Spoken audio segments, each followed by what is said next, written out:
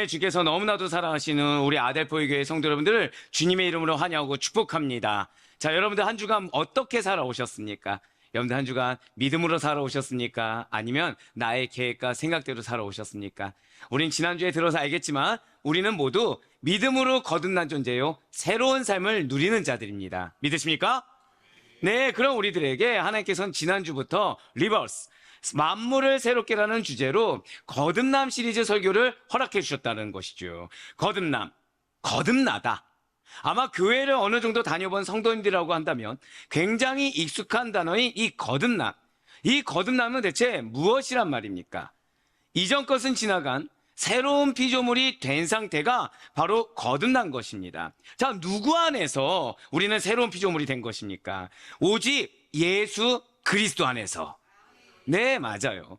우리가 아멘이 절로 나올 정도로 오직 예수 그리스도 안에서 옛 본성을 버리고 하나님의 형상을 회복한 자로 살아가는 자들이 바로 거듭난 피조물이요, 바로 성도이며 여러분과 저란 사실을 믿으시길 바라겠습니다. 그러한 여러분과 제 안에 축복이 가득하다는 거예요. 그러한 여러분과 저 안에 은혜가 가득합니다. 생명이 가득하다는 거예요.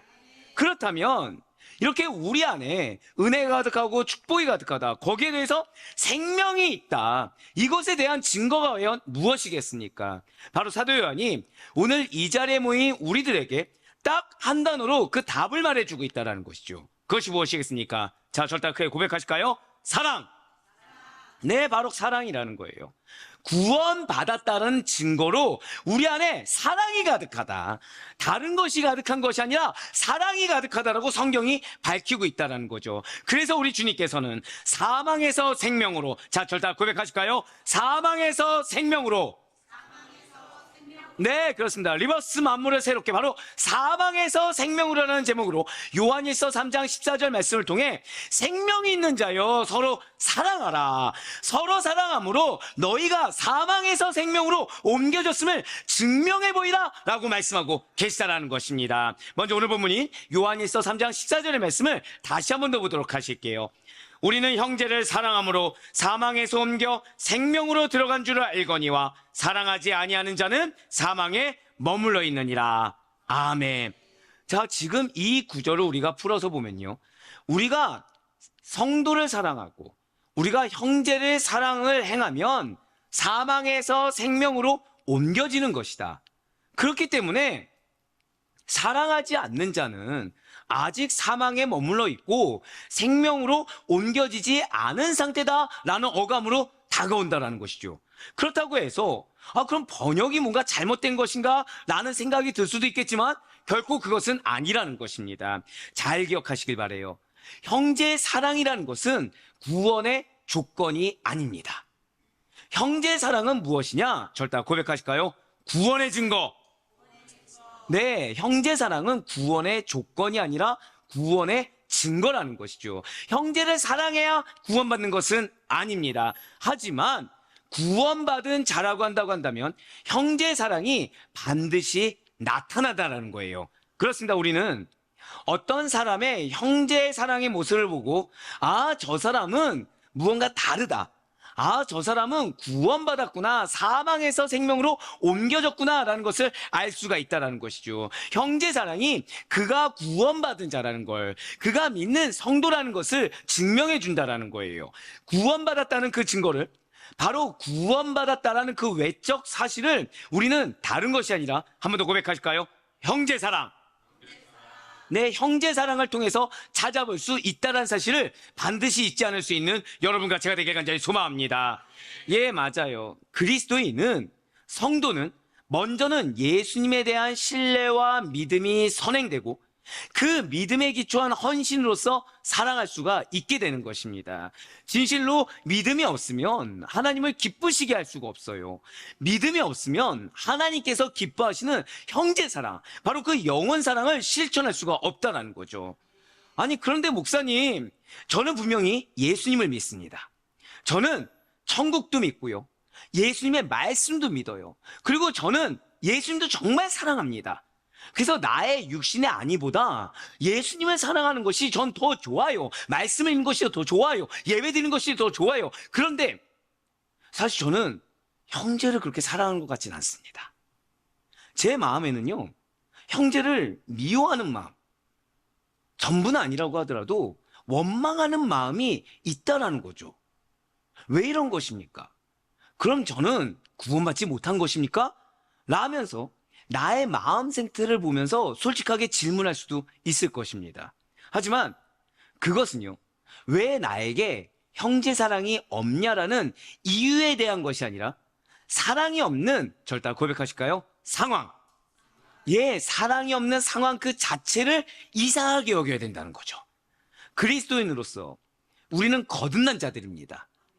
예수 그리스도의 사랑으로 거듭난 자임에도 불구하고 형제 사랑이 아니라 형제에 대한 미움을 계속 가지고 있는 거예요. 마음 중심에 자리 잡은 이 미움을 버려야 함에도 불구하고 계속 우리가 그것을 붙들고 잊지 못하고 있는 상태, 원망과 미움을 잊지 못한 그 상태라고 한다면 우리는 그렇게 된 이유가 중요한 것이 아니라 내가 지금 그러한 상태라는 거, 상태 그 자체를 매우 이상하게 여겨야 된다는 것입니다. 왜이겠습니까? 오늘 보면 요한일서 3장 14절을 다시 한 번 더 보시길 바라요. 우리는 형제를 사랑함으로 사망에서 옮겨 생명으로 들어간 줄 알거니와 사랑하지 아니하는 자는 사망에 머물러 있느니라. 아멘. 지금 붉은색으로 표현된 부분을 보시면 우리는 형제를 사랑함으로 사망에서 옮겨 생명으로 들어간 줄이라 나와 있습니다. 옮겨서 들어가다라는 것이죠. 옮겨서 들어가다라는 것은 원어적 의미로 어떤 장소에서 다른 장소로 던져서 옮겨지는 것, 던져서 옮겨지는 것을 나타내고 있다는 거예요. 그러니까 스스로가 간 것이 아니죠. 누군가가 그것을 들어서 옮겨준 것입니다. 그렇기 때문에 사망에서 생명으로 옮겨 들어간 것은 사망의 영역에서 생명의 영역으로 확실하게 이동한 상태, 바로 그것을 말해주고 있다는 거예요. 그러니 사망에서 옮겨 생명으로 들어간 줄, 결국 우리는 사망의 상태에서 생명의 상태로 옮겨 들어갔다는 이 말씀의 뜻을 잊지 말아야 된다는 것입니다. 즉 우리는, 믿는 성도는 점점 사망에서 생명으로 이동할 것이라는 미래적 의미를 뜻하는 것이 아니에요.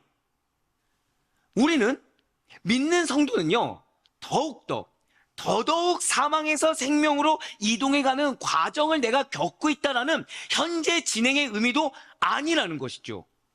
이미 사망의 영역에서 이미 어떤 절대자의 힘에 의해서 생명의 영역으로 던져서 옮겨졌다는 것입니다. 영역의 이동이 아예 확실하게 완료된 상태가 바로 저와 여러분의 상태라는 거예요. 분명 사단은 우리를 속이려고 들 것입니다. 어떻게 사람이 한 번에 다 사랑을 해? 어떻게 사람이 한 번에 다 품을 수가 있어? 서서히 사랑을 하는 거야. 그럼 부딪히는 과정도 있는 거야. 그 단계를 밟아가야지. 아직 사망의 영역에 너 일부 속해 있어. 왜? 너 지금 마음도 어렵잖아. 너 지금 건강 상태도 안 좋잖아. 그게 증거야. 생명으로 갔을지 안 갔을지 모르는 거야. 그리고 너 자신 한번 봐봐. 생명의 영역으로 옮겨진 상태라고 한다고 한다면 너 안에 부정적인 게 없어야지. 너 안에 지독한 사망의 음침한 모습들이 왜 나타나는 거야? 라면서 우리의 영적 상태를 혼돈되도록 만들 것입니다. 인간적인 입장에서 아직 다 옮겨지지 않은 것처럼 착각하는 것이 당연한 것처럼 느끼게 한다는 거예요. 하지만 사랑하는 우리 아델포교회 성도 여러분들, 저와 여러분은 이미, 절대 고백하실까요? 이미 사망에서 생명의 영역으로 완벽하게 확실하게 옮겨졌음을 믿고 선포하며 행할 수 있는 여러분과 제가 되기를 간절히 소망합니다. 분명 우리가 영적으로 사망 상태에 있었을 때 그때는 거듭나지 못한 옛 모습이 당연하게 있었어요. 분명 우리가 죄로 죽었을 때 영적인 사망 상태였던 과거에는 하나님의 뜻을 따르지 않습니다. 하나님을 대적해요. 어둠의 영을 따라서 이기심으로, 질투로, 분노로, 부정적인 것들로 가득 차 있었다는 거죠. 그게 이상하지 않았어요. 원수를 대적하고 갚는 거, 이것이 마땅한 상태였습니다. 하지만 지금은 아니라는 거예요. 진실로 여러분과 저는 성령으로 거듭난 새로운 피조물입니다. 우리는 인간의 것으로 거듭나지 않았어요. 보혈로 거듭났습니다. 성령으로 거듭났어요. 할렐루야. 그럼 우리는 다른 걸로 사는 것이 아니라는 거죠. 거듭난 이후에 새로운 피조물로서의 새 생명이 있는 여러분과 저예요. 이미 생명의 영역으로, 이미 사랑의 영역으로 이동이 완료된 거듭난 여러분과 저라는 것입니다.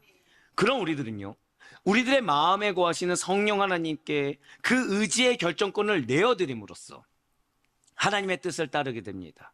하나님의 자녀로서 마땅히 실천해야 할, 우리 한 번 더 고백하실까요? 형제 사랑의 삶. 네, 형제 사랑의 삶을 살 수가 있게 되었고 마땅히 또 그렇게 살아야 된다는 거예요. 그렇기 때문에 모든 올바른 사랑은 다른 것이 아니라, 절대 한 번 더 고백하실까요? 바른 믿음. 바로 그거예요. 사랑은 다른 데서 나오는 게 아닙니다. 바른 믿음에서, 오직 바른 믿음에서 나오는 거예요. 믿음이 없는 자는요, 올바른 사랑을 할 수가 없습니다. 아니, 불가능해요. 당연히 올바른 사랑 행위 나올 수가 없죠. 입 밖으로 나오는 거, 행하는 거 하나하나가 사랑이 나올 수 없다. 이거는 믿음이 없다는 증거라는 것입니다. 올바른 사랑 행위는 올바른 믿음에서만 나올 수 있다는 사실을 반드시 잊지 마시길 바래요. 그래서 방금 전에 그 질문했던, 나는 분명히 예수님을 믿고 예수님을 사랑하는데 왜 나의 마음 가운데 미움이 있습니까? 바른 믿음이 회복돼야 되는 거예요. 정말 예수님이 우리에게 어떤 사랑을 주셨는지 그 사랑에 대해서 다시 한 번 더 깨닫고 그러한 예수님을 다시 제대로 믿어야 된다는 것입니다. 오늘 본문을 통해서요, 사도 요한이 바로 이 점을 강조하고 있는 거예요. 여러분과 저를 거듭난 하나님의 자녀인지 아닌지의 중요한 요소가 다른 곳에 있는 것이 아니라 올바른 믿음에 기초한 올바른 사랑이냐 아니냐의 문제다라는 것이죠. 그렇다면 우리가 거듭나지 못했을 때 세상에서 배운 사랑이란 어떤 모습입니까? 진정한 사랑의 목을 매요. 하지만 그 어디에도, 그 누구에게도 진정한 사랑이라는 거, 진실된 사랑이라는 것을 찾아보기가 어렵습니다. 당연히 찾아보기 어려우니까 그 사랑을 받는 일조차 쉽지가 않다는 거예요. 세상에 널려있는 우정, 가족 간의 사랑, 신의와 존경, 친밀한 이런 단어들도 나한테 조금은 있는 것 같지만 어느 순간 배신해서 날 떠나버리는 것처럼 마치 나와는 상관이 없어 보인다는 거죠. 바로 그러한 자들에게 예수님이 찾아오셨다는 거예요. 바로 요한복음 3장 16절의 말씀입니다. 하나님이 세상을 이처럼 사랑하사 독생자를 주셨으니 이는 그를 믿는 자마다 멸망하지 않고 영생을 얻게 하려 하심이라. 아멘. 무엇입니까? 내 사랑하는 독생자 예수 그 이름을 믿는 자들에게는 하나님의 자녀가 되는 것이야 라고 지금 선포해 주고 계세요. 이미 예수님께서도 이에 대해서 이렇게 말씀하지 않으셨습니까? 요한복음 1장 12절의 말씀입니다. 영접하는 자, 곧 그 이름을 믿는 자들에게는 하나님의 자녀가 되는 권세를 주셨으니. 아멘. 네, 그렇습니다. 하나님의 자녀가 된 다음에 우리는요, 예수님께서 나를 위해 무엇을 행하셨는지를, 그분의 사랑을 깊이 깨닫고 깊이 알게 된다는 거예요. 그것이 바로 예수님의 사랑에 대한 체험이며 경험이라는 거죠. 우리가 예수님을 믿고 우리가 예수님을 알아가는 과정에서 우리는 그분께서 우리들에게 행하신 그 사랑을 깊이 체득하게 되는 것입니다. 바로 예수 그리스도의 십자가 사랑, 예수 그리스도의 그 아가페 사랑을 우리 스스로 느낄 때마다 더욱더 견고한 믿음의 세계로 들어가고 있음을 깨닫게 된다는 거예요. 우리 믿는 자들은 믿음의 성장을 바랍니다. 우리 믿는 자들은 믿음의 발전이라는 걸 바라요. 근데 그것이 어떻게 되는 거라고요? 내가 더욱더 깊이 있게 믿음의 세계로 들어가는 것, 즉 예수님의 십자가 사랑, 예수님의 아가페 사랑을 내가 깊이 있게 체감하고 느끼며 행하면서 나아갈 때마다 믿음의 성장을 이룰 수가 있다는 것이죠. 그분께서 우리에게 보여주셨던 그 참된 사랑을 조금이라도 실천하고자 하는 우리 자신의 모습을 경험하며, 아, 내가 예수님께 속해 있구나, 아, 내가 예수를 믿는 믿음 가운데 거하고 있구나라는 내적 확신을 갖게 된다는 것입니다. 그래서 예수님께서도 우리에게 이렇게 권면하고 계세요. 요한복음 15장 9절과 10절의 말씀입니다. 아버지께서 나를 사랑하신 것 같이 나도 너희를 사랑하였으니 나의 사랑 안에 거하라. 내가 아버지의 계명을 지켜 그의 사랑 안에 거하는 것 같이 너희도 내 계명을 지키면 내 사랑 안에 거하리라. 아멘. 자, 그렇다면 여기서 질문이 하나 생깁니다. 분명 우리는 예수님을 알고 나서, 예수님을 믿고 나서 예전에는 경험하지 못하고 느끼지 못한 긍휼이라는 것도 생겼고요, 자비로운 마음이 생겼어요. 내 사랑의 마음도 있고 우리가 예전에 내가 갖지 못하는 감정이라는 걸 느낄 수가 있다는 것입니다. 그 마음을 느낄 수가 있어요. 그런데 그런 걸 경험하죠.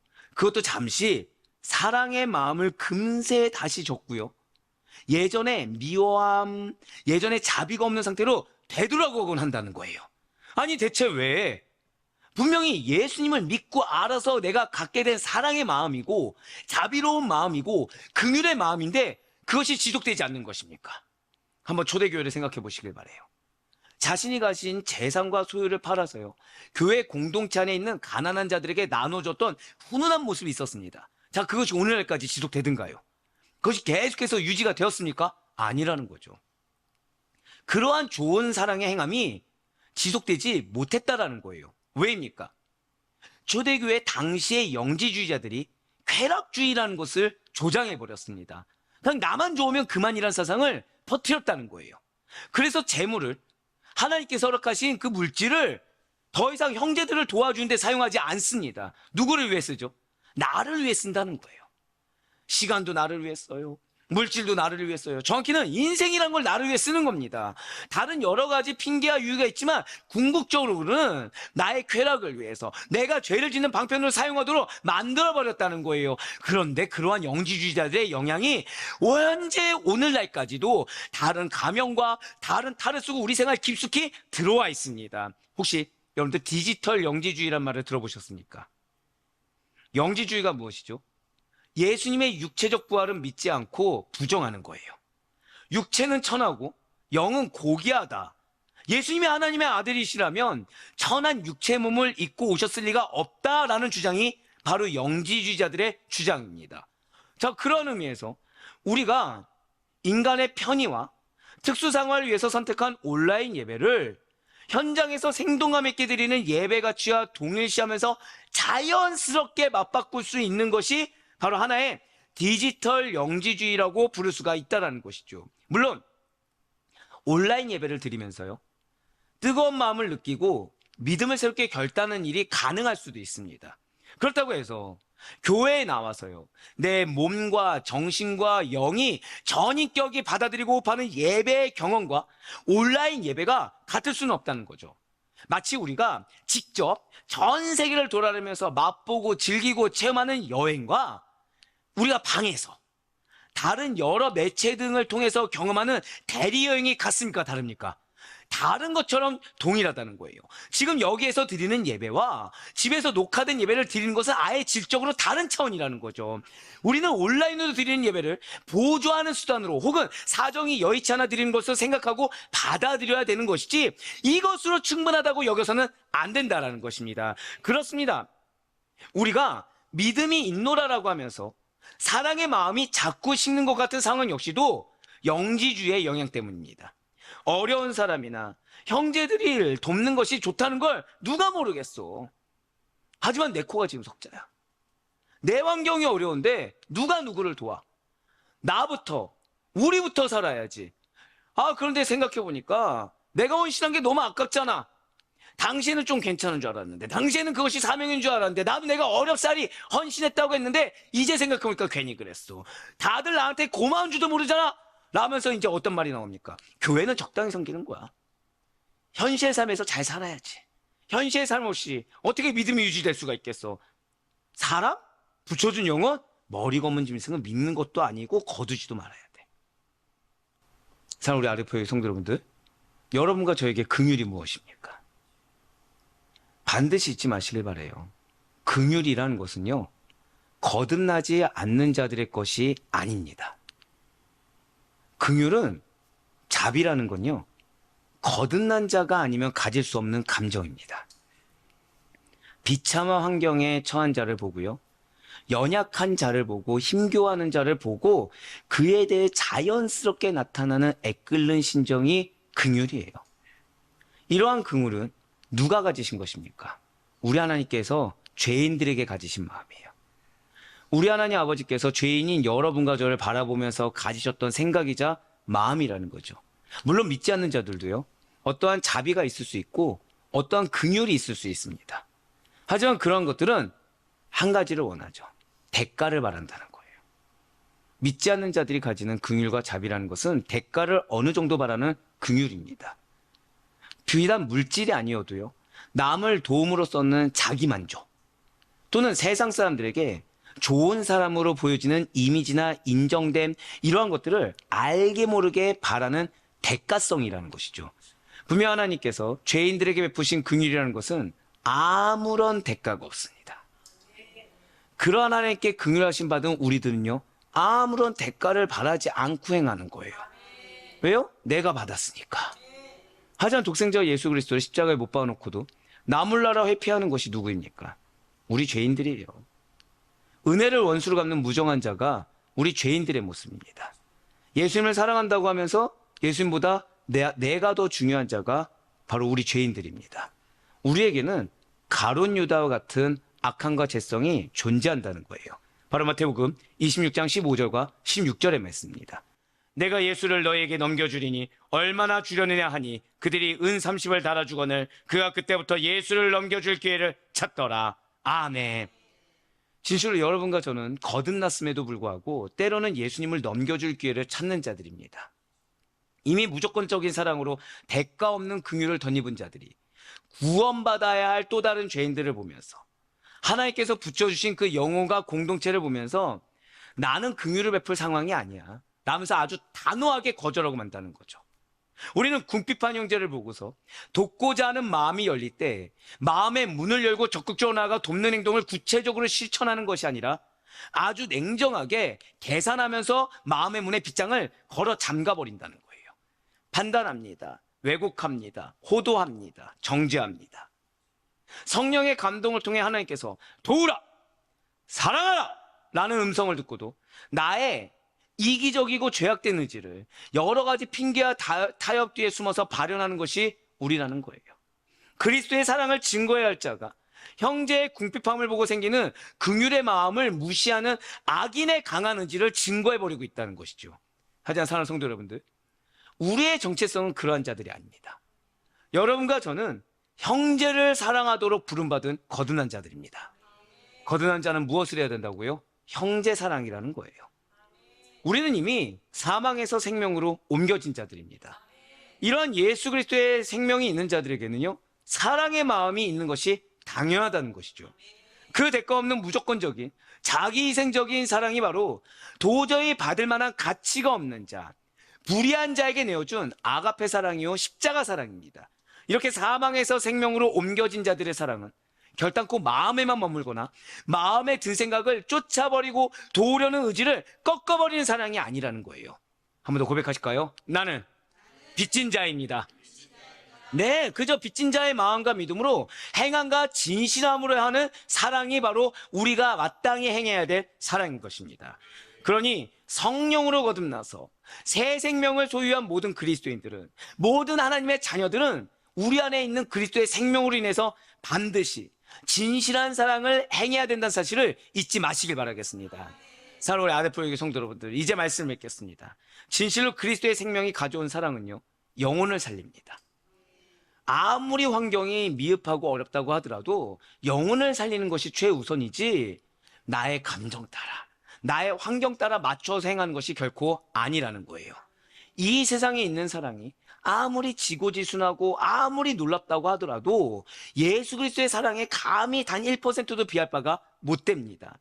예수님의 죽음은요, 죄인들을 사망에서 생명으로 건지기 위함이요, 사랑 없는 자들에게 신적 사랑을 부여하기 위해서 우리를 대신해서 대속의 보혈을 흘렸다는 사실을 잊지 마시길 바라겠습니다.